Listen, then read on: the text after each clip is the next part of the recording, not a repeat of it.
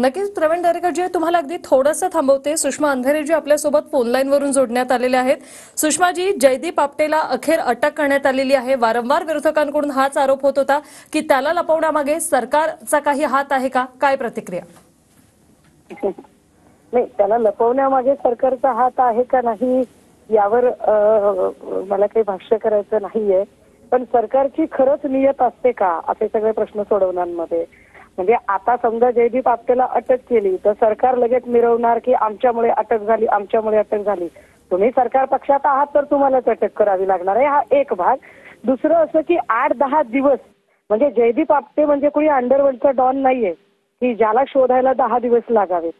8-10 दिवस तुम्ही जेव्हा थांबता आणि 10 दिवसानंतर तुम्ही त्याला अटक करून जर आता फार असं क्रेडिट घेण्याचा आणि श्रेयवादाचं राजकारण करण्याचा प्रयत्न केला जाईल तर मला असं वाटतं की ज्यांना अजिबात तोंड दाखवायला जागा नाहीये सरकारला या पुतळा प्रकरणावर, त्यांनी अमक्याचं तोंड बंद होईल, तमक्याचं तोंड बंद होईल ही भाषा करण्याची गरज नाही. कारण पुतळा प्रकरणामध्ये तपशील तोंड घशी पडलेले आणि ज्यांना तोंड कुठे लपवावं हेच कळत नाहीये अशांकडून आम्हाला अपेक्षितच नाहीये. प्रवीणजी, काय उत्तर द्याल? सरकारकडून श्रेयवादाचं राजकारण सुरू आहे असं सुषमाताई म्हणतात. अजिबात अशा प्रकारे श्रेय घेण्याचं वक्तव्य मी केलं नाही की सरकारच्या पातळीवर सरकारने कोणी केलेलं नाही. उलट पक्षी त्या ठिकाणी मी म्हणालो की थोडा उशीर झालाय, परंतु त्या ठिकाणी सरकारने आपलं काम बजावलेलं आहे आणि सरकारी यंत्रणेमध्ये काम करत असताना त्या ठिकाणी काही दिवस जाऊ शकतात.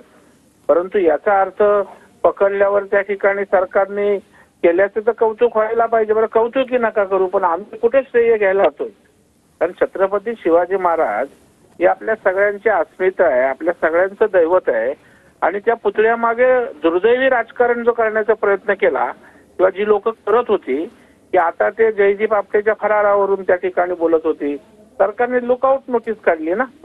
त्याला जर पाठीशी घालायचं असतं तर लुकआउट नोटीस काढली नसती. त्याच्यामुळे त्याची नाकेबंदी केली, मुस्कटदाबी केली आणि आज त्या ठिकाणी शेवटी त्याला ताब्यात घेतलेलं आहे.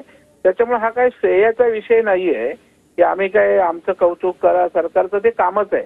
कुठलंही सरकार असलं तर पोलीस प्रशासनाचा जेव्हा आरोपी असतो तेव्हा त्याला प्रायोरिटीवर लवकरात लवकर त्या ठिकाणी अटक करणं ही त्याची जबाबदारी आहे, कर्तव्य आहे. त्याच्यामुळे सुषमाताई, आम्ही काय श्रेय बिय हा विषय त्या ठिकाणी बोललेलाही नाहीये. परंतु त्या ठिकाणी आता राजकारण करणाऱ्यांचं तोंड त्या ठिकाणी बंद होणार आहे ना जयदीप आपटेच्या. सुषमाजी, काय म्हणाल? छत्रपती शिवराय हा आस्थेचा विषय आहे असं जेव्हा सरकारकडून सांगण्यात येतं, जर खरंच महाराजांबद्दल आस्था असेल, श्रद्धा असेल तर महाराजांचा पुतळा उभा करताना कला संचलनालयाचे नियम तर डावले जातात सोडाच, पण शरीर सौष्ठवाचा विचार करताना महाराजांच्या डोक्यावर जी खून जी आतापर्यंत कुठल्याही पुतळ्यामध्ये किंवा कुठेही जी नमूद केली नव्हती ती खून जाणीवपूर्वक एका जातीवादी मानसिकतेतून आपटे दाखवतो आणि त्यावर काहीच बोललं जात नाही. ही आस्था आहे काय? ही सरकारची आस्था आहे? हा सरकारचा श्रद्धेचा विषय आहे? कसली श्रद्धा म्हणायची ही महाराजांच्या डोक्यावरची तशीच जखमेची खून दाखवली जाते. प्रवीणजी, सरळ आस्थेवर आणि श्रद्धेवर प्रश्नचिन्ह उपस्थित झालेलं आहे. काय उत्तर द्याल? मला वाटतं सुषमाताईंचा नाईलाज आहे. या महाविकास आघाडीचं सोयीचं राजकारण झालेलं आहे. आता त्या ठिकाणी कर्नाटकामध्ये काँग्रेसच्या एका आमदारानं त्या ठिकाणी जेसीपी लावून शिवाजी महाराजांचा पुतळा त्या ठिकाणी उकडला. काँग्रेसचे मुख्यमंत्री ज्या मध्य प्रदेशला त्या ठिकाणी होते तिथं काय झालं त्या ठिकाणी.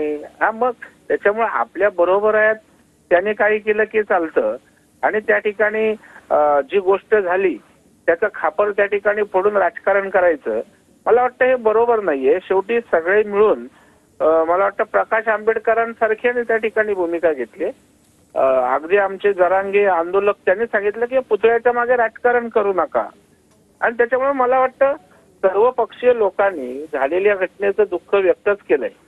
सरकार म्हणून ती जबाबदारी आमच्या आहेच, किंबहुना त्या संदर्भात त्या ठिकाणी जाहीर माफी आमचे उपमुख्यमंत्री मुख्यमंत्र्यांनी मागितली, अगदी पंतप्रधान नरेंद्र मोदी साहेबांनी मागितली.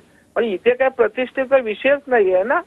महाराजांच्या समोर त्या ठिकाणी कोणाचाही अहंकार येत नाही, कोणाची प्रतिष्ठा येत नाही.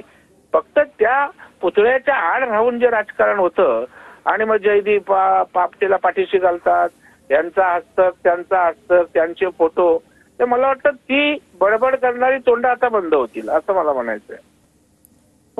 नक्कीच. धन्यवाद प्रवीण दरेकरजी आणि सुषमा अंधारेजी, तुम्ही TV9शी बातचीत केली त्यासाठी.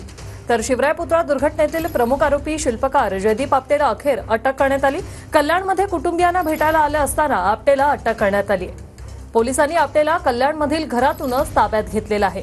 शिवराय पुतळा दुर्घटना प्रकरणातील आरोपी जयदीप आपटेला अटक करण्यासाठी पोलिसांची 7 पथकं सध्या तयार होती आणि त्याच संदर्भात ही अटक जी आहे ती करण्यात आलेली आहे.